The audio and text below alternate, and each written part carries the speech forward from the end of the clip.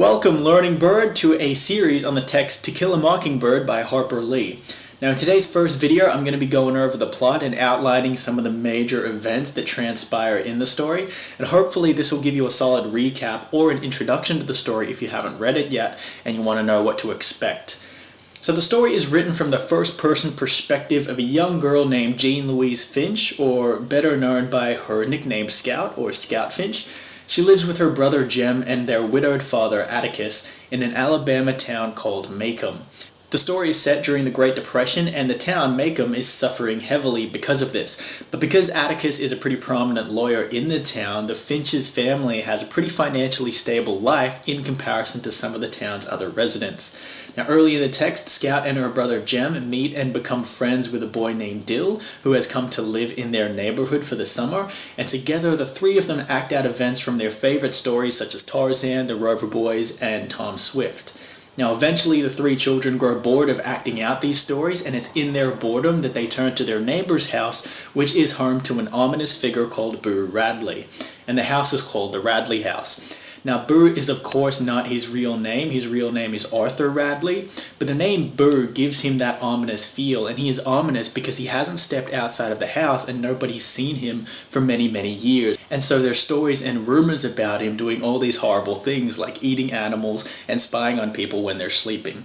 Now anyway, Scout eventually goes to school for the first time, and she hates it because her teacher is kind of a sourpuss and tells her that she can't read, which she loves doing.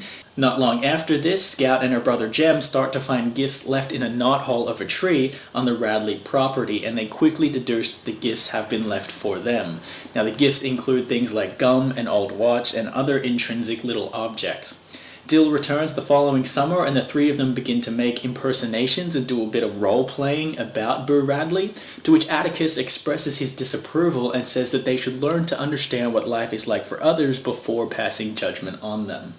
Now, in spite of this, the three children sneak onto the Radley property, only to be shot at by the owner of the house, which is Boo's father, Nathan Radley, and in their escape, Jem's pants get stuck in the fence and he loses them, only to return later that night and find out that they have been sewed up and left for him.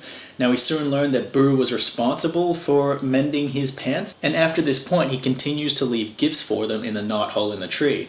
Sometime after this, however, Nathan Radley fills the knothole with cement, and that's the end to the present giving. This is not the last time that the children hear of Boo Radley, though, because shortly after this, one of the Finch's other neighbors, Miss Maudie Atkinson, loses her house to a fire.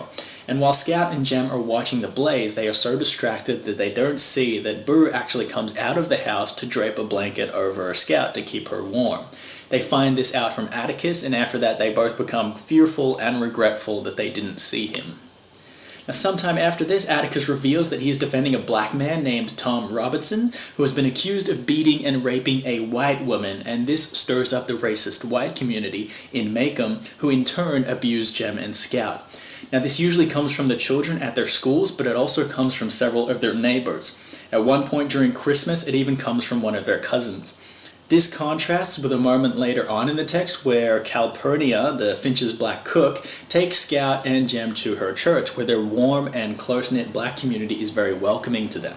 So there's this comparison between how the whites and the blacks hold prejudices and how open they are to welcoming the other side. Now, after Christmas, Atticus' sister, Alexandra, comes to live with the Finches and takes care of Scout and Jem while their father is wrapped up in the Tom Robinson case. Now, at the same time, Dill has run away from home and comes to live with them in Macomb. When the trial for Tom Robinson begins, Tom Robinson is placed in a local jail and a group of men gather to kill him. However, Atticus faces the mob the night before the trial, and when Scout and Jem sneak out of the house and find them in the middle of an altercation, Scout reveals herself and recognizes one of the men, Mr. Cunningham, which is the father of one of her classmates. She proceeds to question him about his son, and you should know that their family is quite poor and not held in very high regard by the community, which in turn leads to the guy feeling ashamed, and he disperses the mob. Now, during the trial itself, the children sneak out of home and sit in the colored balcony, which is where all the black people sit when they watch the case being delivered. Atticus is very logical and strategic in his delivery and provides clear evidence that the accusers, Mayella Ewell and her father Bob Ewell, are lying. What he argues is that Tom Robinson did not beat and rape Mayella, but rather Mayella had a thing for Tom Robinson.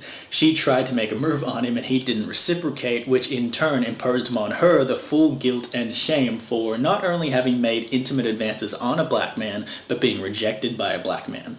Outraged by the mere thought of it, Bob Ewell was the one that beat Mayella, his daughter. So in spite of all the evidence pointing towards Tom's innocence, the greatest of which was the fact that his left arm was short and stunted and useless, and the attacker would have had to be a left-handed person to coincide with the injuries on Mayella's right side of her face, the all-white jury still finds Tom guilty.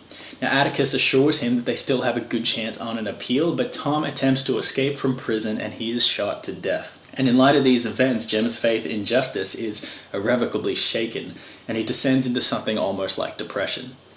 Now, despite this verdict being in favor of Bob Ewell, he still feels that Atticus and the judge destroyed his reputation and exposed him as a domestic abuser.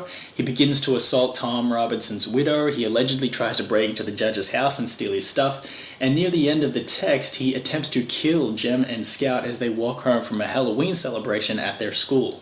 Boo Radley is the one that intervenes and saves the children before returning them home, where it is revealed that Bob Ewell's body was found dead via a stab wound. Now the sheriff, which is a guy called Heck Tate, makes the decision to protect Boo Radley, who is revealed to have stabbed Bob Ewell to protect the children. Now, instead of relaying this information to the community, the sheriff decides that Boo has done the town a service. It's protected the children, and because of his shyness, he doesn't deserve to be bombarded by the townspeople once they find out what he did. So instead, the sheriff insists that Bob Ewell fell during the assault and accidentally stabbed himself. This is also the first time that Scout sees Boo, and Jem does not because he was knocked unconscious during the altercation and he had his arm broken. But Boo escorts Scout back to his home, after which he disappears into it and is never seen by her again. Now, at the end of the novel, Scout finally feels as though she can understand what life is like for Boo, and she learns to be more empathetic in general. Boo Radley, or rather Arthur Radley, is no longer just an ominous myth to her, but he's actually a human being. And with that lesson, she embraces her father's advice to practice sympathy and understanding, and she has an epiphany that her experiences with hatred and prejudice will not tamper with or in any way compromise her faith in humanity. But that's it, guys. That's the story. It's a very good book. This is actually the third time I've read it, and I've enjoyed it every time. I hope that helps clarify the story for you. I hope that helps you understand it. Stay tuned to this series to follow my discussion on this text. Otherwise, take care, and I will see you soon. And don't forget to rate this video as helpful.